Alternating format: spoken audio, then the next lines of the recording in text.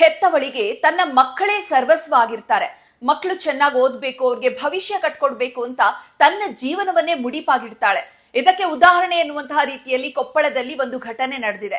ಗಂಗಾವತಿ ತಾಲೂಕಿನ ಹೇರೂರು ಗ್ರಾಮದ ವಿಜಯಲಕ್ಷ್ಮಿ ಕೆಲ ದಿನಗಳ ಹಿಂದೆ ಮನೆಯಲ್ಲಿ ಬಿದ್ದು ತಲೆಗೆ ಗಂಭೀರವಾಗಿ ಪೆಟ್ಟಾಗಿತ್ತು. ಹೆಚ್ಚಿನ ಚಿಕಿತ್ಸೆಗೆ ಹುಬ್ಬಳ್ಳಿಗೆ ದಾಖಲಿಸಿದ್ರು ಕೂಡ ವೈದ್ಯರು ಯಾವುದೇ ಭರವಸೆಯನ್ನ ನೀಡೋದಿಲ್ಲ.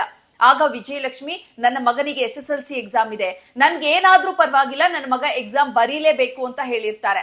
ಮಗ ಪರೀಕ್ಷೆ ಬರೀಲಿಕ್ಕೆ ಇನ್ನೇನ್ ರೆಡಿಯಾಗಿ ಹೋಗ್ಬೇಕು ಅನ್ನೋ ಹೊತ್ತಲ್ಲಿ ತನ್ನ ತಾಯಿಯ ಸಾವಿನ ಸುದ್ದಿ ಕೇಳ್ಬರುತ್ತೆ.